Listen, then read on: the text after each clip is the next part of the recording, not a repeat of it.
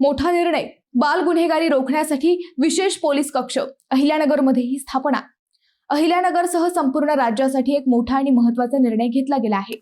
आता अल्पवयीन मुलांना गुन्हेगारी प्रवृत्तीपासून दूर ठेवण्यासाठी पोलीस अधीक्षक कार्यालयात विशेष कक्ष स्थापन केला जाणार आहे। मंडळी, राज्यात अल्पवयीन मुलांशी संबंधित गुन्ह्यांचे प्रमाण वाढत असल्याची गंभीर बाब समोर येत आहे। विशेषतः अल्पवयीन मुलींवरील अत्याचार, छेडछाड आणि इतर गुन्ह्यांच्या घटनांमध्ये वाढ झाली आहे। ही परिस्थिती लक्षात घेऊन महाराष्ट्र राज्य बाल हक्क संरक्षण आयोगाने प्रत्येक पोलीस अधीक्षक कार्यालयात विशेष बाल पोलीस पथक कक्ष स्थापन करण्याचे आदेश दिले। त्यानुसार आता अहिल्यानगरमध्येही हा कक्ष सुरू होणार आहे। या कक्षाचा मुख्य उद्देश अल्पवयीन मुलांना गुन्हेगारीपासून दूर ठेवणे, त्यांना योग्य मार्गदर्शन करणे आणि त्यांच्या सुरक्षेसाठी विशेष लक्ष देणे असेल। या कक्षाचे प्रमुख स्वतः पोलीस अधीक्षक किंवा आयुक्त स्तरावरील अधिकारी असतील। त्यांच्यासोबत उपअधीक्षक दर्जाचा नोडल अधिकारी, 2 अनुभवी पोलीस निरीक्षक, एक सामाजिक कार्यकर्ता आणि बाल हक्क क्षेत्रातील तज्ञ सहभागी असणार आहेत।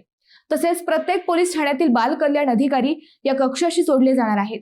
त्यामुळे काम अधिक प्रभावीपणे होण्याची शक्यता आहे। मंडळी, हा निर्णय केवळ गुन्हे रोखण्यासाठी नाही, तर आपल्या पुढच्या पिढीला सुरक्षित आणि योग्य दिशेने नेण्यासाठी अत्यंत महत्त्वाचा आहे।